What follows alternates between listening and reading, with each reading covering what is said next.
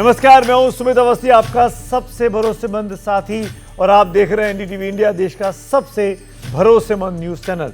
रात के 10 बज रहे हैं, वक्त है खबरों की खबर के लेटेस्ट एडिशन का। अगले 1 घंटे में हम और आप देश की बड़ी खबरों के बारे में बात करेंगे, लेकिन सबसे पहले 3 चुनिंदा खबरों का परिचय आपको दे देता हूं। आज भी देश में लव यू मोहम्मद नारे पर जोर शोर से घटनाएं हुई हैं। हमने एक रिपोर्ट बनाई है जो बताती है कि अचानक नारे क्यों आते हैं, नारों का नोट वाला एंगल क्या है। बहुत हैरान करने वाली कहानी है, आप जरूर देखिए और अपनों के साथ शेयर भी कीजिए। शेयर करने के लिए आपको एनडीटीवी इंडिया के ऐप और यूट्यूब चैनल या फिर वेबसाइट पर जाना होगा। अगली खबर के तौर पर बात करेंगे मौत का निःशुल्क वितरण की। राजस्थान की कहानी है। आरोप है कि सरकारी अस्पतालों से मुफ्त में जो खांसी की दवा दी गई, उससे 2 मासूम बच्चे मर गए। कई बीमार हैं। क्या है दावे की सच्चाई, ये जानने के लिए आप मेरे साथ रात 11 बजे तक बने रहिएगा। और तीसरी कहानी बिहार से है। आज बिहार में एसआईआर का फाइनल डेटा आ गया। इसमें घुसपैठिए या विदेशी नागरिकों का कोई जिक्र नहीं है। हमारी खास पड़ताल है, विस्तार से बात करेंगे। बस बने रहिए मेरे साथ रात 11 बजे तक।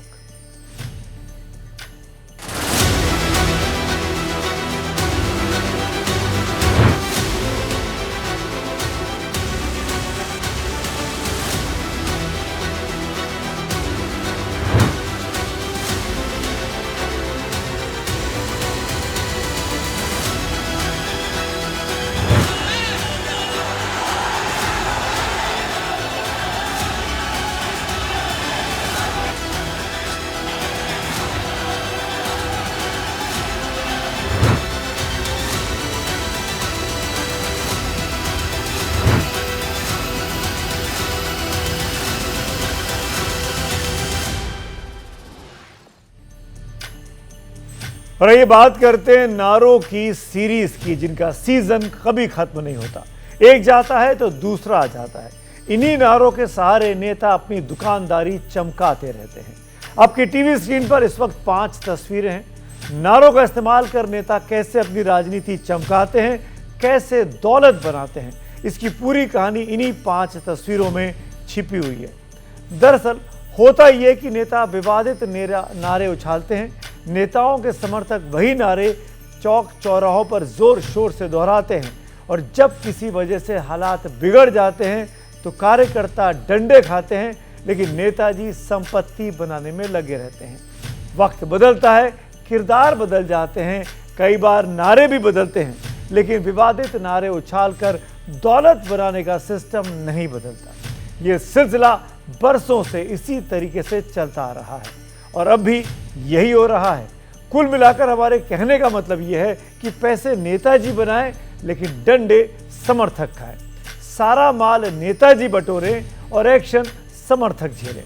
पिछले 4 दिन में बरेली में जो कुछ हुआ है या फिर हो रहा है, उसमें भी यही पैटर्न दिखाई देता है, क्योंकि नारे उछालकर नेताजी जो संपत्ति जोड़ते रहे, उसकी परतें अब खुल रही हैं। संपत्तियां धड़ाधड़ सील हो रही हैं और बुलडोजर एक्शन भी बरेली में शुरू हो चुका है।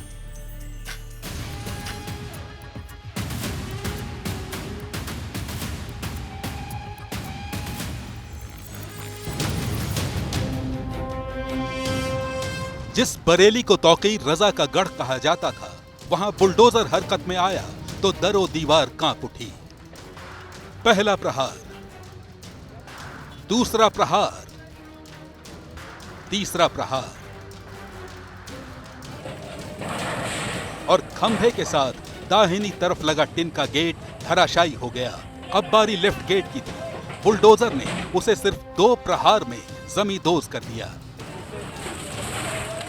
योगी सरकार का यह बुलडोजर चला मौलाना तौकीर रजा खान के करीबी ओमान रजा के गोदाम पर।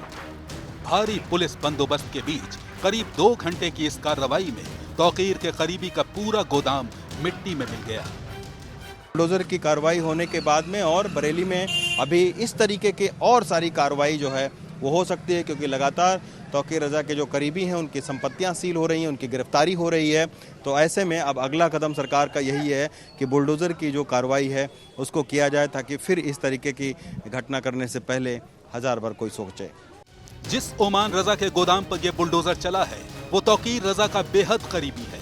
बरेली के जिस इलाके में ये बुलडोजर एक्शन हुआ उसे तौकीर रजा के दबदबे वाला एरिया माना जाता है। इसके बावजूद लोग बेहद संभल कर प्रतिक्रिया दे रहे हैं। सर, जो ये कार्रवाई हुई है, क्या आप लोग सोचते हैं इसके बारे में? सर फिर मैंने अभी जैसे उनसे कहा कि हमारे सोचने ना सोचने तो कोई फर्क नहीं पड़ता, तो शासन प्रशासन और जनता तय करती है सही क्या गलत क्या है। अब अगर जिन लोगों की प्रॉपर्टी है वो ये कहें कि हमारे पास पेपर हैं तो भाई गलत होगा, उनके पास पेपर नहीं होंगे तो इलीगल होगा। अगर वो कहें हम सही लीगली काम कर रहे हैं तो ठीक है, इलीगल कर रहे थे तो वो गलत थे, तो शासन तय करेगा। सर आप हो या मैं हूँ, सिर्फ अपनी राय रख सकते हैं, सही गलत का फैसला ना आप कर सकते हैं ना मैं कर सकता हूँ। सवाल है कि योगी सरकार को तौकीर के करीबी के खिलाफ बुलडोजर वाली कार्रवाई क्यों करनी पड़ी? क्यों किसी का बना बनाया गोदाम मिट्टी में मिलाना पड़ा? जवाब है अवैध कब्जा कर किया गया अवैध निर्माण। बताया जाता है कि ये गोदाम नगर निगम की जमीन पर कब्जा करके बनाया गया था। इल्जाम है कि ये सब तौकीर रजा के संरक्षण में किया गया। वैसे अवैध कब्जे और अवैध निर्माण का खेल यहीं तक नहीं है। बरेली में इसके प्रमाण आपको चप्पे चप्पे पर मिल जाएंगे। ये बैनर देखिए, वक्फ बोर्ड के इंतजामिया कमेटी के सचिव के हवाले से इस पर साफ शब्दों में लिखा है, मजार पहलवान साहब का मजार और उससे संबंधित संपत्ति वक्फ बोर्ड उत्तर प्रदेश लखनऊ के अधीन है, जिसका वक्फ नंबर 383 है। ये संपत्ति किसी निजी व्यक्ति या किसी राजनीतिक संगठन की नहीं है। इससे संबंधित वाद माननीय उच्च न्यायालय इलाहाबाद व वक्फ न्यायाधिकरण व लखनऊ उच्च न्यायालय में विचाराधीन है। सभी न्यायालयों से वक्फ बोर्ड के पक्ष में स्टे ऑर्डर प्राप्त है। अब ये समझना भी जरूरी है कि ये बैनर लगाने की जरूरत क्यों पड़ी। जब इसकी तह में जाएंगे तो पता चलेगा कि इसकी वजह में भी वही तौकीर रजा हैं जिन पर 26 सितंबर को बरेली में माहौल बिगाड़ने का आरोप लगा। अब आप देखिए कि ये जो कॉम्प्लेक्स है इसको सील कर दिया गया और ये मज़ार है, ये मज़ार पहलवान साहब की मज़ार है। और अब ये सूचना लगी हुई है कि मज़ार से संबंधित वक्फ बोर्ड उत्तर प्रदेश लखनऊ के अधीन है, जिसका वक्फ नंबर 383 है। यह संपत्ति किसी निजी व्यक्ति या किसी राजनीतिक संगठन की नहीं है। इससे संबंधित वाद जो है वो उच्च न्यायपालिका में लंबित है। अब देखिए ये जो पोस्टर है इसको टांगने की ज़रूरत क्यों पड़ी? वो इसलिए पड़ी क्योंकि इस मज़ार से सटा हुआ ये जो आप कॉम्प्लेक्स देख रहे हैं ये डॉक्टर नफीस की है और इसका जो किराया है वो डॉक्टर नफीस ही लेते थे, ऐसा यहाँ के स्थानीय लोगों का कहना है। अब ये 1-2 दुकानें नहीं हैं बल्कि 70 दुकानें हैं जो कि बता रही है नगर निगम की ये अवैध दुकानें हैं। अब आप देखिए ये मार्केट देखिए, आप ये बाज़ार देखिए और उसके बाद में ये दुकानें देखिए। तो ये जो है ये अब नगर निगम ने इनको सील कर दिया है और इसके सील करने के बाद में अब ये सारी दुकानें जो है फिलहाल बंद हो गई हैं। ये ऊपर उनका डॉक्टर नफीस फिलहाल पुलिस की गिरफ्त से बाहर है, लेकिन तौकीर रजा खान के करीबियों पर जमीन कब्जाने और अवैध निर्माण कराने के जिस रैकेट के इल्जाम लगे हैं उसकी एक के बाद एक परतें खुलती जा रही हैं। अवैध संपत्तियों की लिस्ट लंबी होती जा रही है और उसी तेजी से एक्शन भी हो रहा है। हम आपको उसकी एक बानगी दिखाते हैं। ये बरेली के पॉश एरिया सिविल लाइंस में बनी दुकानें हैं। इन 70 दुकानों से हर महीने करीब 10 लाख का किराया आता था। ये किराया तौकीर रजा का करीबी डॉक्टर नफीस वसूलता था। बताया जाता है कि ये संपत्ति वक्फ बोर्ड की है। इन्हें सील कर दिया गया है। इनकी कीमत करीब 50 करोड़ है। ये बरेली के पीलीभीत बाईपास पर बना आलीशान होटल स्काई लार्क है। इसी के पास फ्लोरा गार्डन और फर्म लॉन भी है। ये तीनों संपत्तियां मौलाना तौकीर रजा के उसी करीबी सहयोगी आरिफ की है जिसने फरारी के वक्त तौकीर रजा को पनाह दी थी। इन तीनों को सील कर दिया गया है। इनकी कीमत करीब 150 करोड़ के आसपास है। अब ये हमसफर मैरिज हॉल देखिए, ये भी तौकीर रजा के खास नदीम खान के करीबी का है। 2.5 बीघे में फैले इस मैरिज हॉल को भी सील कर दिया गया है। इसकी कीमत करीब 50 से 60 करोड़ रुपए आंकी जा रही है। इसके अलावा करीब आधा दर्जन संपत्तियां और हैं। नगर निगम और विकास प्राधिकरण उनका भी सर्वे कर रहा है। कुछ को सील कर दिया गया है, कुछ को ध्वस्त किया जा सकता है, क्योंकि दावा किया जा रहा है कि ये सारी संपत्तियां भी अवैध तरीके से बनाई गई। पर्व और त्योहारों के दौरान आपने देखा होगा, ये जब भी पर्व और त्योहार आते थे उत्पात शुरू हो जाती थी। अब उत्पातियों और उपद्रवियों को पता लगेगा कि 7 पीढ़ियां याद आएंगी उनको, क्योंकि कभी कभी बुरी आदतें जाती नहीं लोगों की, तो उसके लिए उनकी डेंटिंग पेंटिंग करवानी पड़ती है कायदे से, जिससे उनकी बुरी आदतों को हम ठीक कर सकें। और यही डेंटिंग पेंटिंग आपने देखा होगा कल बरेली के अंदर, हो मौलाना भूल गया कि शासन किसका है। वो ये मानता था धमकी देंगे और हम जबरदस्ती जाम कर देंगे। हमने कहा जाम नहीं होगा, कर्फ्यू भी नहीं लगेगा, लेकिन कर्फ्यू का सबक तुम्हें ऐसा सिखा देंगे कि तुम्हारी आने वाली पीढ़ी दंगा करना भूल जाएगी।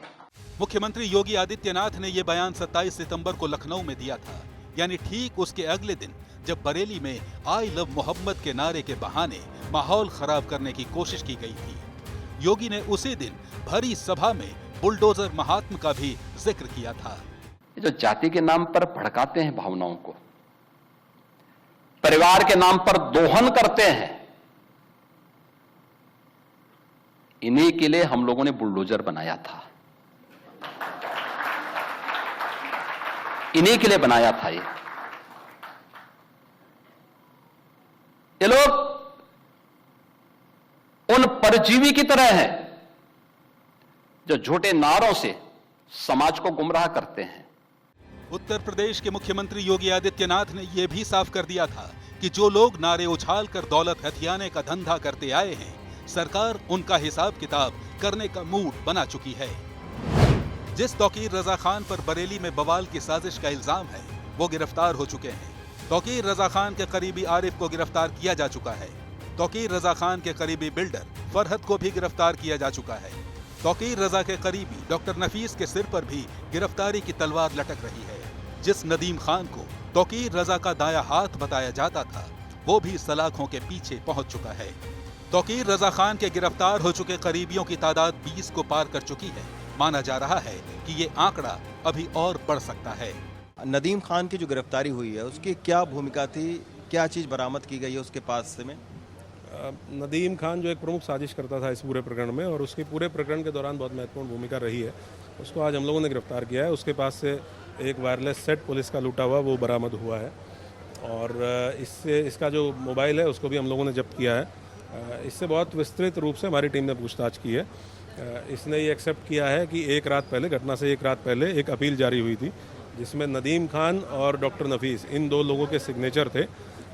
वो सिग्नेचर इसके और नफीस के द्वारा ही किए गए थे, लेकिन गलत नियत से इसने 2 घंटे बाद जो लोकल आईएमसी के ग्रुप से उन पर डालना शुरू किया कि ये सिग्नेचर्स फर्जी हैं और हम लोगों के द्वारा साइन नहीं किए गए हैं, और आप कल अधिक से अधिक संख्या में कार्यक्रम यथावत रहेगा, आप अधिक से अधिक संख्या में कार्यक्रम स्थल पे पहुंचे। तो ये ऑब्वियसली ये पॉइंट आउट करता है कि इनकी ये साजिश थी।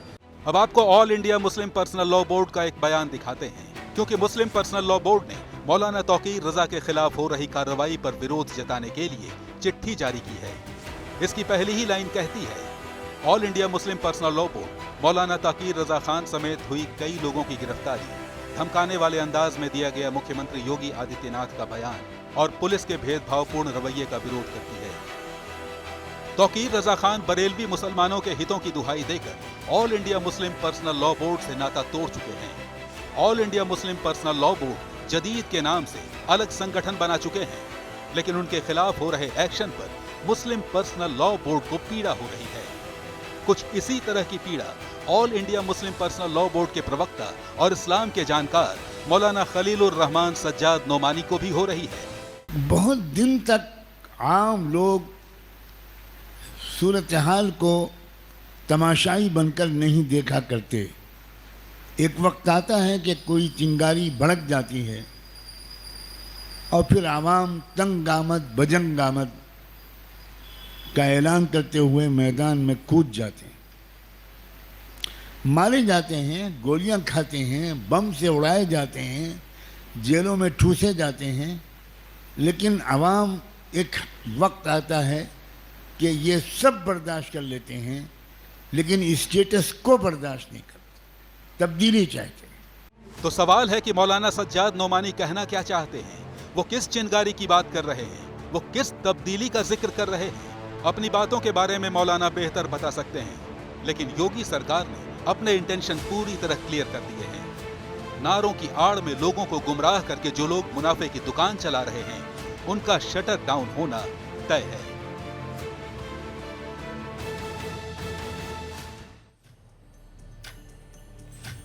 बरेली में हालात आई लव मोहम्मद वाले पोस्टर्स और नारों से बिगड़े। दूसरे शहरों में भी कुछ इसी तरह का पैटर्न दिखाई दिया। वैसे नारों के दम पर माहौल बनाने और बिगाड़ने का खेल पुराना है, जिसे समझाने के लिए आपको पाकिस्तान की घटना याद दिलाना चाहता हूं। वहां एक मौलाना था, खादिम हुसैन रिजवी, जो 2011 के बाद सुर्खियों में आया। दरअसल पाकिस्तान के पंजाब के गवर्नर सलमान तासीर की 2011 में हत्या कर दी गई। सलमान तासीर पर ईश निंदा कानून की आलोचना का आरोप लगा था। हत्या उनके बॉडीगार्ड मुमताज कादरी ने की थी, जिसे 2016 में मौत की सजा मिल गई। मौलाना खादिम हुसैन रिजवी ने इसका फायदा उठाया और 2 नारे उस वक्त दिए। इनमें से एक नारा था लब्बैक या रसूल अल्लाह और दूसरा नारा था गुस्ताख रसूल की एक सजा, सरतन से जुदा, सरतन से जुदा। इन्हीं नारों के दम पर उसने गवर्नर के हत्यारे मुमताज कादरी को हीरो बना दिया। मुमताज कादरी के जनाजे में 1 लाख लोग उस वक्त शामिल हुए थे। इसके साथ ही मौलाना खादिम हुसैन रिजवी का कद बढ़ने लगा और उसने तहरीक लब्बैक नाम से एक पार्टी बना ली। 2018 में उसकी पार्टी ने नेशनल असेंबली का चुनाव लड़ा। जीता बेशक नहीं, लेकिन 4.9% वोट पाने में कामयाब रहा।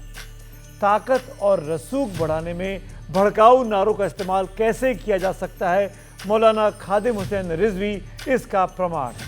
उसने सरतन से जुदा के नारे के दम पर एक विलेन को हीरो बना दिया और अपनी राजनीति भी खूब चमकाई। 2020 में बुखार से मौलाना रिजवी की मौत हो गई, लेकिन उसकी बनाई पार्टी पाकिस्तान में आज भी जिंदा है और सरतन से जुदा के नारे भी कहीं ना कहीं से सुनाई दे ही जाते हैं। और अब कहानी अगली, जो कि राजस्थान से है। मौत के निशुल्क वितरण की कहानी है। राजस्थान के सीकर में एक बच्चा मर गया, 2 किसी तरह बचे। बच्चों के घर वालों का दावा है कि तीनों ने दवाई पी थी। दवाई सरकारी अस्पताल में मिली थी। दवाई खांसी दूर करने की थी, लेकिन एक बच्चे को जिंदगी से दूर कर गई और बाकी 2 को जिंदगी भर का सदमा दे गई। दवाई के पीड़ित केवल सीकर में नहीं है, बल्कि भरतपुर और जयपुर में भी बच्चों का इलाज चल रहा है। भरतपुर में तो एक डॉक्टर और एम्बुलेंस का ड्राइवर भी बीमार हो गया।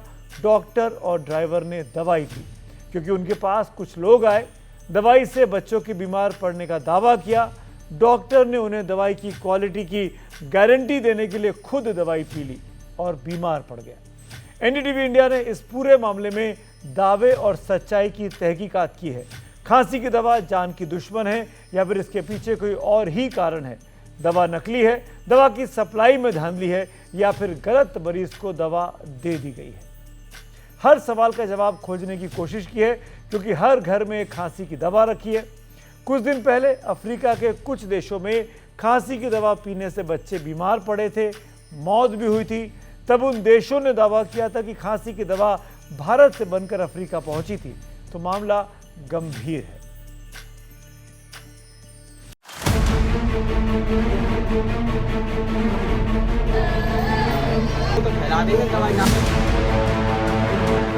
सीकर, भरतपुर, जयपुर, राजस्थान के 3 जिलों के कई गांवों में एक खास खांसी की दवाई का खौफ है। बच्चे के गले में फांसी की तरह अटकी खांसी की दवाई का नाम डेक्स्ट्रोमेथोफेरोन HBr syrup IP 13.5 mg 5 ml, batch number KL 25-147। खांसी की दवाई डेक्स्ट्रोमेथोफेरोन के बारे में कहा जा रहा है कि इस दवाई को पीने से भरतपुर के मल्हा गांव में एक बच्चे की मौत हो गई। नाम सम्राट था। बताया जा रहा है कि सम्राट की मां ज्योति 3 बच्चों को लेकर प्राइमरी हेल्थ सेंटर पहुंची थी। तीनों को खांसी जुकाम की शिकायत थी। इनमें से 2 बच्चों को दवा PHC पर ही दी गई, लेकिन एक बच्चे यानी सम्राट को दवा घर आने के बाद दी गई। तीनों की तबीयत थोड़ी गड़बड़ हुई। 2 बच्चों को उल्टी हो गई, लेकिन सम्राट को उल्टी नहीं हुई। तीनों बच्चे हल्की बेहोशी में आ गए। 2 बच्चों को बाद में होश आ गया, लेकिन सम्राट को जब होश नहीं आया तो तीनों बच्चों को जनाना अस्पताल लेकर जाया गया। वहां जनाना अस्पताल से 2 बच्चों को डिस्चार्ज कर दिया गया, लेकिन सम्राट को तबीयत ठीक नहीं होने पर जयपुर रेफर किया गया, जहां 5 दिन बाद उसने दम तोड़ दिया। 22 सितंबर को सम्राट की मौत हो गई। नियति समझकर घर वाले चुप हो गए, लेकिन जब सोशल मीडिया में उन्होंने खांसी की दवाई के बारे में देखा और सुना तो उन्हें लगा कि उनके बच्चे ने भी यही दवाई ली थी। सम्राट के घर वाले बेहद गरीब हैं। वो किसी तरह मजदूरी करके बच्चों को पाल पोस रहे थे। तो दोनों ने मेरे ने पलटी करी ना, बाने न करी, पन्ने को होश ना करो, जयपुर तलक ना करो, आने को ने को सूदी ना करी, बिल्कुल। देखिए, दादी थी, इनका कहना है कि जो सम्राट 2-2.5 साल उसकी उम्र थी, उसे यही सिरप पिलाई गई थी। उसके बाद में उसे होश नहीं आया, भरतपुर के जनाना ले गए, जहां से जयपुर रेफर किया गया और 22 सितंबर को सुबह 8:30 बजे के आसपास उसने दम तोड़ दिया। गांव के और भी बच्चे थे जिन्हें वो सिरप पिलाई गई, उनकी भी तबीयत बिगड़ी थी, भरतपुर के अस्पतालों में ले जाया गया, जहाँ उन्हें सुधार मिला था। देखिए, आपका क्या नाम है? मेरा नाम भैया सपीता है। आप भी गए थे बच्चों को देखा? मैं भी गई भैया। कितनी सिरप दी थी आपको उन्होंने? मुझको भैया 3 नहीं, मैंने 1 बच्चे को दी। अभी आपकी तबीयत खराब हुई थी? मेरे तो भैया मैंने 1 ही बच्चे को दी, नहीं तो 1 ही बच्चे की तबीयत खराब हुई मेरे की आई की। ये गोद में बैठा है? गोद में बैठा है। बिल्कुल। देखिए, गांव के कई बच्चे थे जिनकी तबीयत खराब हुई थी, लेकिन वो उनके परिजन थे, उन्हें अस्पताल ले गए, वहाँ कहीं न कहीं उनके स्वास्थ्य में सुधार देखा गया। देखिए आप, यही सिरप है, इनको 2-2, 3-3 सिरप दी गई थी। डिस्पेंसरी है यहाँ मलाई गांव में, और उसके बाद में जो सम्राट है जिसकी उम्र 2-2.5 साल थी, उसने दम तोड़ दिया। भरतपुर में ही बयाना ब्लॉक के कलसाड़ा गांव के सरकारी सामुदायिक केंद्र में बहुत हैरान कर देने वाली घटना घटी। कलसड़ा में डॉक्टर ताराचंद योगी तैनात हैं। बताया जा रहा है कि उनकी तबीयत भी खांसी की इसी दवा को पीने से बिगड़ी। कहा जा रहा है कि जब बच्चों की तबीयत खराब हुई तो गांव वाले डॉक्टर के पास शिकायत लेकर पहुंचे, दवा से बच्चों की तबीयत खराब होने की बात कही, लेकिन डॉक्टर ने दवा पर भरोसा दिखाने के लिए वहीं ग्रामीणों के सामने खुद दवा पी और अपने एम्बुलेंस के ड्राइवर राजेंद्र को भी दवा पिलाई। लेकिन इसके बाद दोनों की तबीयत बुरी तरह खराब हो गई। बताई, दोनों को अस्पताल भेजा गया। एम्बुलेंस का ड्राइवर तो अस्पताल पहुंच गया, लेकिन डॉक्टर साहब अचानक गायब हो गए। काफ़ी देर तलाशी के बाद डॉक्टर साहब एक कार में बंद पड़े मिले। ग्रामीणों का कहना है कि डॉक्टर कई घंटों तक कार में बंद पड़े थे। हमने उनको हाइपोक्सिक इंजरी जो ब्रेन में होती है उसका सस्पेक्ट किया और फुली ऑक्सीजन सपोर्ट दिया और थोड़ी देर में वो रिकवरी में आ गए थे। ऑल्टर बिहेवियर ज़रूर था, लेकिन वो होश आ गया था उनको। उसके बाद हमने उनको रेफ़र किया और अभी वो हायर सेंटर पर एडमिट है। कुछ लोग ये भी कह रहे थे कि इन्होंने कुछ खाया है, तो उसके लिए तो अभी फैक्चुअल रिपोर्ट आना बकाया है। सीकर के नजदीक खोरी ब्रह्मणान गांव के घर में रोने की आवाजें आ रही हैं। दावा है कि इस घर का बेटा नित्यांश अब इस दुनिया में नहीं है। कब सिरप से बच्चे की मौत का दावा किया था। परिवार का दावा है सरकारी अस्पताल की निःशुल्क दवा पीने के बाद नित्यांश हमेशा के लिए सो गया। हॉस्पिटल है, अपने गवर्नमेंट हॉस्पिटल है चिराना, वहाँ से दवाई लेके आए थे। राजकीय हॉस्पिटल की दवाई है बाकायदा, और हमने तो पिलाई भी आधा ढक्कन ही है, कोई ज़्यादा भी नहीं पिलाई। जयपुर के मानसरोवर में साकेत अस्पताल है। यहाँ 2 साल की बच्ची को बेहोशी की हालत में लाया गया था। परिवार का दावा है कि बच्ची को सरकारी सप्लाई की डेक्स्ट्रोमेथासोन सिरप दी गई थी। ये वही सिरप है जिसकी वजह से जो है इस बच्ची की हालत बिगड़ी। मेरे साथ यहाँ पर जो ट्रीटमेंट कर रहे हैं डॉक्टर, उनसे मैं बातचीत करूँगा। सर, किस अवस्था के अंदर ये बच्ची आपके पास आई? जब बच्ची आई थी तब अचेत थी, सांस नहीं ले रही थी। फिर हमने देखा, सारी चीज़ें देखी तो देखा कि पीपल इसके सिकुड़े हुए थे, तो हमें लगा कुछ ना कुछ पॉइजनिंग का के कारण हो सकता है। तो हमने पेरेंट्स से पूछा कि बच्चे ने कुछ ऐसा कुछ खाया हो जिसकी वजह से बच्चा अचेत अवस्था में गया। तो उन्होंने बताया कि बच्चे को सोने से पहले उन्होंने खांसी की दवा दी थी, जो डॉक्टर को दिखा के लेके आए थे, और जब बच्ची सोई उसके बाद उठी नहीं। वहाँ से दिलवाई थी मैंने। शाम को बुखार की दवाई दी, ठीक थी, और सुबह भी मैंने बुखार की दी थी, और 1 बजे इसके खांसी चल रही थी तो मैंने खांसी की दवाई दी। तो यही दवाई थी? हाँ, यही दवाई थी। ये दवाई देने के बाद में मैंने इसको, ये सो जाती है 1 बजे, 1 बजे सो गई। सोने के बाद में मैंने इसको 4 बजे उठाया दूध पिलाने के लिए, तो ये बेचैन पड़ी हुई थी, बेहोश की हालत। दवाई के सेवन से जो है कई बच्चों की डेथ भी हुई है। बाहर के देशों के अंदर इसको पूरी तरीके से बैन किया गया है। क्या वजह है जो इंडिया जैसे, जो कह सकते हैं बड़े देश के अंदर इस तरीके की दवाइयाँ हैं, वो भी सरकारी जो अस्पताल रहते हैं, PHC होते हैं, CHC होते हैं, वहाँ पर धड़ल्ले से दी जा रही है और बिना किसी जागरूकता के।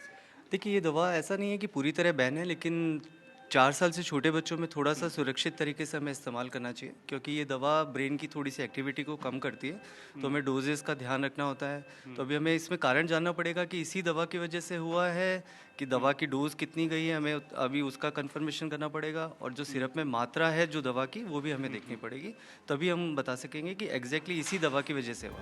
अब पूरा मेडिकल प्रशासन सतर्क है, शिकायत पर जांच की जा रही है, लेकिन दवाई की सप्लाई फिलहाल रोक दी गई है। ये रिपोर्ट आने के बाद तुरंत ही हमने उस मेडिसिन का डिस्ट्रीब्यूशन है पूरे स्टेट के अंदर प्रतिबंधित कर दिया। हमारा ई-औषधि सॉफ्टवेयर है, उससे उसका डिस्ट्रीब्यूशन है वो ब्लॉक कर दिया। और जिन बैचेस के बारे में मेडिसिन के ख़राब होने की, मेडिसिन के लेने के कारण मरीजों में शिकायत की बात आई थी, उन मेडिसिन के सैंपल्स पुनः कलेक्ट कराए जा रहे हैं, पुनः सैंपल जांच करवाए जा रहे हैं। दावे और हकीकत का फर्क जानने के लिए NDTV इंडिया की टीम करौली जिले के लांगरा प्राइमरी हेल्थ सेंटर में पहुंची। सर, हम जो डॉक्टर जो प्रेस्क्राइब कर रहे हैं उनको हम दे रहे हैं, उसको अल्टरनेट के रूप में, जैसे डेक्स्ट्रोमेथोर्फेन तो गवर्नमेंट ने बैन कर दी है। कौन सी दवाई थी जो उसको बंद किया गया? हाँ, जो एंटीटसेव थी डेक्स्ट्रोमेथोर्फेन, हाँ, उसको क्या है कि बंद कर दिया है गवर्नमेंट के द्वारा, रोक लगा दी गई है। फिलहाल जो 15 बैच थे उनके द्वारा जो टेंडर किया गया था, जो आए थे, उन पर रोक लगा दी फिलहाल, तो हम बिल्कुल भी उसको नहीं दे रहे हैं, ना ही डॉक्टर प्रेस्क्राइब कर रहे हैं उसको। इसमें डेक्स्ट्रोमेथोर्फन नाम का एक साल्ट रहता है, वो CNS डिप्रेशेंट होता है, तो उसके कभी कभी जो छोटे बच्चे होते हैं उनमें साइड इफेक्ट आ जाता है, तो जनरली इसको अवॉइड किया जाता है 2 साल से छोटे बच्चों में देने से, तो इस वजह से इसको अवॉइड किया जाता है। सवाल यह है कि अगर छोटे बच्चों के लिए दवाई सही नहीं है या जरूरत से ज्यादा मात्रा घातक हो सकती है, तो क्या ये दवाई मरीजों को बिना सुरक्षा सलाह के दी गई, या फिर उस दावे का क्या जिसमें ये दवा लेने के बाद डॉक्टर और एम्बुलेंस के ड्राइवर की हालत बिगड़ गई, जिन्होंने दवाई की शुद्धता की गारंटी के लिए इसका प्रयोग खुद पर ही कर लिया था। चीज़ों की जो है इसमें सब इन्वेस्टिगेशन जारी है। इन्वेस्टिगेशन की जो भी रिपोर्ट आएगी, अगर कोई भी जिसने गलत काम किया है, अगर किसी का कोई भी ऐसा क्राइम है जो सामने दिख रहा है या साबित होता है, तो निश्चित रूप से हमारी सरकार तो पहले भी कार्रवाई करती आई है और बहुत ही सख्त कार्रवाई होगी। और ये आगे बढ़ते एक और बड़ी खबर की ओर। चुनाव आयोग ने आज बिहार विधानसभा चुनाव के लिए अंतिम मतदाता सूची जारी कर दी है। पोलिंग बूथ वाइज ये डेटा जारी किया गया, लेकिन बड़ी खबर जो निकलकर सामने आ रही है इस डेटा में से कि इस डेटा में कहीं भी घुसपैठिए या विदेशी नागरिक का कोई विवरण नहीं दिखा है। जी हाँ, घुसपैठिए कितने लोगों के नाम कटे या जुड़े, ये डिटेल नहीं दिए गए हैं। चुनाव आयोग के द्वारा जारी किए गए फाइनल नंबर में ये अब तक की सबसे बड़ी खबर निकलकर सामने आ रही है। और इसी मुद्दे पर आइए बात करेंगे। मेरे साथ मेरे सहयोगी अश्विनी सिंह इस वक्त हमारे साथ जुड़ रहे हैं, जो ये खबर को निकाल कर लेकर। अश्विनी, स्वागत है आपका।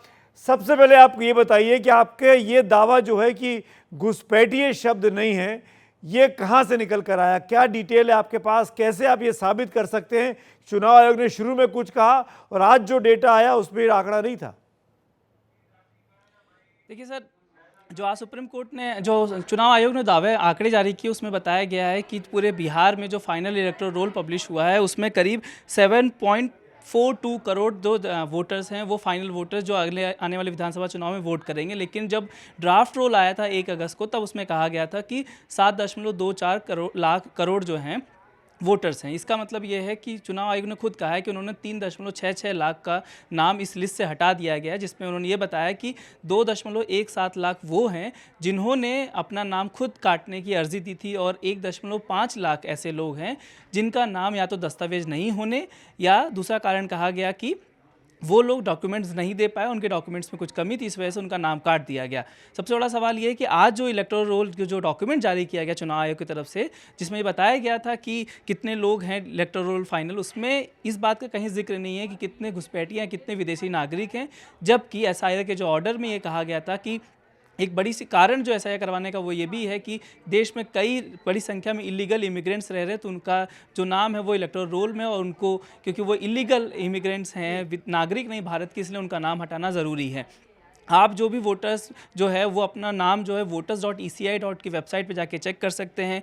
अगर आप उसकी वेबसाइट पे जाएंगे, अपना नाम डालेंगे, तो वहाँ पे भी कोई जानकारी नहीं दी गई कि कितने इलीगल इमिग्रेंट्स जो थे पाए गए हैं वो बिहार के डेटा में, उसके बारे में कोई जानकारी अभी तक नहीं दी गई है। यानी चुनावों की प्रक्रिया के शुद्धिकरण की जो बात की गई, कहा गया कि बहुत से इलीगल लोगों के पास भी वोटर कार्ड बना हुआ है, उसका शुद्धिकरण करना है, घुसपैठियों के नाम हटाना है, वो तमाम चीज़ें इस लिस्ट में जो आज आई है फाइनल ड्राफ्ट, उसमें नहीं दिखाई दी है। ये बड़ी जानकारी अश्विनी हमको दे रहे हैं। शुक्रिया अश्विनी इस बातचीत के लिए, आगे भी आपसे अपडेट लेते रहेंगे।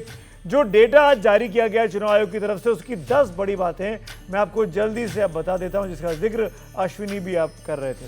इसे आप ध्यान से देखिएगा, क्योंकि एसआईआर करने वाले अधिकारी बहुत जल्द आपके पास भी आने वाले हैं, क्योंकि देश भर में होना है। पहली बड़ी बात, अब बिहार में कुल 7 करोड़ 42 लाख मतदाता हैं। इससे पहले 1 अगस्त 2025 को जारी हुए ड्राफ्ट सूची में 7 करोड़ 24 लाख मतदाता थे। नंबर 2, फाइनल लिस्ट में करीब 18 लाख नए मतदाता जोड़े गए। नंबर 3, चुनाव आयोग के मुताबिक ड्राफ्ट रोल में से 3,66,742 मतदाताओं को हटाया गया है, जबकि इस दौरान कुल 21,50,000 नए मतदाता जोड़े गए। इस तरह से कुल 18 लाख नए नाम मतदाता सूची में जोड़े गए। नंबर 4, नए वोटर्स का नाम अब भी जोड़ा जा सकता है। नंबर 5, अगर बात एसआईआर प्रक्रिया शुरू करने से पहले की करें तो उस समय बिहार में 7 करोड़ 89 लाख मतदाता थे, उस हिसाब से 47 लाख मतदाता कम हुए। नंबर 6, एसआईआर शुरू करने के बाद आयोग ने ड्राफ्ट रोल प्रकाशित किया था, तो उस समय 65 लाख नाम काटे गए थे, जिनमें 35 लाख बिहार से बाहर रह रहे थे, 22 लाख मर चुके हैं और 8 लाख नाम ऐसे हैं जिनका नाम 2 जगह पर रजिस्टर किया गया था। नंबर 7, बिहार में एसआईआर कैसे होगा? दस्तावेजों की कमी, समय कम होने की दुहाई, आधार में शामिल नहीं करने पर लड़ाई, मुस्लिम और पिछड़े समाज के वोट कट जाएंगे, ये कुछ ऐसे सवाल थे जो बार बार विपक्ष उठा रहा था। आयोग ने 24 जून को बिहार में एसआईआर की शुरुआत की थी और आज 30 सितंबर है, यानी 3 महीने में आयोग ने पूरी प्रक्रिया को पूरा कर लिया, यानी कि कम समय वाली बात अब बेमानी सी लगती है। नंबर 8, दस्तावेजों की बात लेकर विपक्ष सुप्रीम कोर्ट तक गया। बाद में कोर्ट ने आधार कार्ड को जोड़ने के लिए आयोग को कहा और अन्य 11 दस्तावेजों में कोई भी बदलाव नहीं किया। नंबर 9, कागज नहीं होंगे क्योंकि बाढ़ और अन्य तरह की समस्या होती है। ये बात भी 1 अगस्त को ही साफ हो गई थी कि 99.6% लोगों ने अपने दस्तावेज जमा कर दिए थे। नंबर 10, लेकिन अब जबकि एसआईआर वाले आपके पास आएंगे तो ऑनलाइन नाम जोड़ने और हटाने के लिए आधार लिंक, ओटीपी और ई सिग्नेचर की नए सिस्टम भी आपको मदद के लिए शुरू हो चुके होंगे, जबकि फिजिकल वेरिफिकेशन में आधार को मान्यता दे दी गई है। ये पूरी जानकारी 10 पॉइंट में आपके लिए निकाल कर हम लाए हैं। यहाँ पे एक चीज़ और क्लियर कर दूं कि चुनाव आयोग ने ड्राफ्ट रोल से जिन 3,66,742 लोगों के नाम काटे हैं, उनमें से 2,17,000 ऐसे हैं जिन्होंने नाम हटाने के लिए एप्लीकेशन दी और बचे हुए करीब 1,49,000 लोगों के नाम दस्तावेजों की कमी या दस्तावेज न देने के कारण हटा दिए गए। तो क्या ये माना जाए कि इन्हीं में वो विदेशी कथित घुसपैठियों के नाम हो सकते हैं? ये डेटा चुनाव आयोग ने नहीं साझा किया है। आगे बढ़ेंगे। कांग्रेस सांसद राहुल गांधी ने आज उत्तराखंड में संदिग्ध हालात में मौत का शिकार हुए पत्रकार की मौत का मुद्दा उठाया। राहुल गांधी ने एक्स पर लिखा कि पत्रकार राजीव प्रताप का लापता होना और फिर मृत पाया जाना सिर्फ दुखद नहीं, भयावह है। उन्होंने राजीव प्रताप की मृत्यु की जांच की मांग की है। ये तस्वीरें राजीव प्रताप की हैं। उत्तराखंड के उत्तरकाशी में स्वतंत्र पत्रकारिता करते थे, काम के सिलसिले में ही निकले थे, लेकिन 18 सितंबर से लापता थे। काफी तलाश के बाद 28 सितंबर को यानी 10 दिन बाद उत्तरकाशी के जोशियाड़ा बैराज से उनकी लाश मिली। पोस्टमार्टम रिपोर्ट में पता चला कि उनकी मौत छाती और पेट में चोट लगने से हुई। पुलिस कह रही है कि जांच जारी है, अभी अपहरण और हत्या के सबूत नहीं मिले हैं। सीसीटीवी फुटेज है उनको चेक किया गया था। फुटेज में हमको 18 तारीख की रात्रि में जो राजीव हैं वो गाड़ी चलाते हुए घटनास्थल के पास दिखे, जिसमें कि वो अकेले गाड़ी चला रहे हैं। उसके पश्चात 19 तारीख को हमें जो है गाड़ी नदी में मिली थी। उसके पश्चात से ही लगातार हम लोगों ने टीमों का गठन किया था और जो कि लगातार उसकी सर्चिंग कर रहे थे। 28 तारीख को राजीव की डेड बॉडी हमें जोशियाड़ा बैराज से मिली थी। उसके पश्चात पोस्टमार्टम हमारे द्वारा किया गया, पंचायतनामा की कार्रवाई और पोस्टमार्टम की कार्रवाई करवाई गई। पोस्टमार्टम रिपोर्ट में चेस्ट और एब्डोमिनल इंजरी से मृत्यु का कारण बताया गया है। इसके अतिरिक्त जो राजीव के परिवारजन थे उनके द्वारा मिसिंग के पश्चात कुछ अपहरण की आशंका जताई गई थी, जिसके संबंध में हम लोगों ने मुकदमा तरमीम कर दिया था और उसके पश्चात जो भी फैक्ट्स परिवार द्वारा बताए जा रहे हैं उस पर हम लोग लगातार वेरीफाई कर रहे हैं और विवेचनात्मक कार्रवाई कर रहे हैं। लेकिन घर वाले पुलिस के दावे पर सवाल उठा रहे हैं। उनका आरोप है कि राजीव की हत्या की गई। घर वालों का दावा है कि राजीव को लगातार फोन पर हत्या की धमकियां मिल रही थी। राजीव की लाश 10 दिन बाद पानी से निकली, लेकिन पेट में पानी नहीं था। गाड़ी के परखच्चे उड़ गए, लेकिन राजीव के शरीर पर चोट का निशान नहीं मिला। इसके पीछे बहुत से लोगों का हाथ है। पानी में 10-11 दिन तक किसी इंसान का रहना, ऊपर से उसकी बॉडी मिलना इतने नीट एंड क्लीन। अगर मेरा पति सच में 10-11 दिनों से पानी में होता तो उसकी कंडीशन भी वैसी होती, जबकि वो ऐसा कुछ था ही नहीं।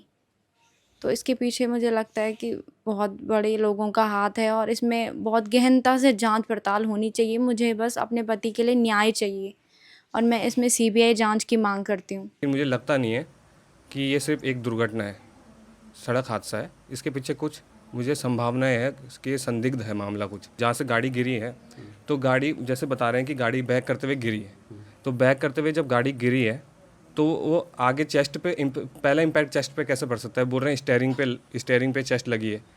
तो और जब गाड़ी नीचे गिरी है तो अगर पानी में डूबने से इंसान कोई मरता है, जैसे डॉक्टर्स बता रहे थे वहाँ पे जिन्होंने पोस्टमार्टम किया था, वो बोल रहे थे कि बॉडी में अंदर की तरफ पानी और रेत वगैरह का वो नहीं पाया गया कुछ। Rajiv Pratap social media platform पर दिल्ली उत्तराखंड नाम से एक पेज चलाते थे और इस सोशल मीडिया पेज के जरिए वो उत्तरकाशी जिले से जुड़ी समस्याएं और भ्रष्टाचार के मुद्दे उठाते थे। पत्रकार राजीव प्रताप की रहस्यमयी मौत पर उनके परिजन कई सवाल उठा रहे हैं और ऐसे में अब ज़रूरी हो जाता है कि सरकार और पुलिस को ये साफ करना होगा कि आखिर में राजीव प्रताप की रहस्यमयी मौत के क्या कारण थे, क्योंकि जिस तरीके का मामला है और जिस तरीके के रहस्यमय परिस्थितियां हैं उससे साफ लगता है कि कुछ ना कुछ इसके पीछे ऐसी घटना घटी है जिससे राजीव की मौत हुई है। देहरादून से एनडीटीवी इंडिया के लिए किशोर रावत। पत्रकार के साथ ऐसा होना आजकल काफ़ी ज़्यादा इस तरह की चीज़ें देखने को मिल रही हैं। आपको याद होगा बस्तर में भी एनडीटीवी के रिपोर्टर के साथ भी ऐसा ही हुआ था, उनका शव भी सेप्टिक टैंक में मिला था। भ्रष्टाचार के खिलाफ आवाज़ उठाएंगे तो इस तरह की चीज़ें अक्सर पत्रकारों को झेलनी पड़ रही हैं। और अब वक्त है आपकी और मेरे सबसे पसंदीदा सेगमेंट का, यानी आज कहे सो आज कर। और आज का हमारा विचार है, जीवन में आप क्या और कितना हासिल करते हैं ये उतना महत्वपूर्ण नहीं है जितना कि ये कि आप जीवन के प्रत्येक क्षण का कितना आनंद लेते हैं। इसी नोट पर आज मेरे साथ खबरों की खबर में इतना ही। अपना बहुत ध्यान रखिएगा। शुभ रात्रि।